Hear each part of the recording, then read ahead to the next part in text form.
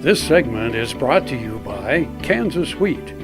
Learn more at rediscoverwheat.org. Good morning and welcome to Farm Factor on Ag Game in Kansas. I'm your host, Conrad Cavus. The Kansas Department of Agriculture has found that Uruguay and Argentina have some of the same opportunities as Kansas agriculture. Billy Brown of the KDA recently led cattlemen to explore Argentina and Uruguay in an effort to research and develop new markets for Kansas beef genetics. Well, we've heard great things about the Argentina and Uruguay beef market and the industry in general, and it's one that mirrors a lot of the same type of production systems that we try to utilize here in the United States.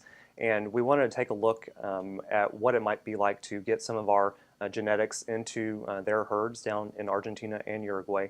So we did a market assessment mission to those two countries.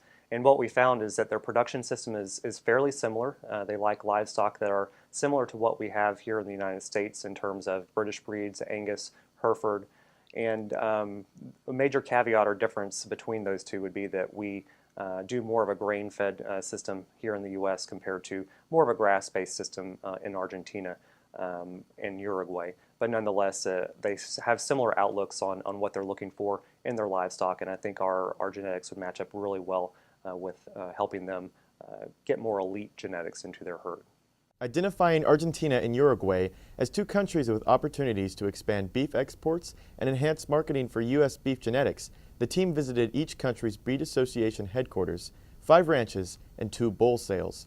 Almost 90% of the cattle raised in Argentina are Angus. Well, I think it has an opportunity to increase market potential for the state of Kansas. We just pulled some numbers yesterday that demonstrate that Argentina and Uruguay really doesn't buy a whole lot of U.S. Agricultural products as it is. $0 in 2013 for Uruguay and about $200,000 in 2013 for Argentina. So we have a great opportunity to access a market that maybe potentially hasn't been utilized to its full capabilities in the past. While in Argentina, the team visited Angus and Hereford ranches to assess how Kansas genetics could assist around the globe. Uruguay is home to approximately 12 million head of cattle.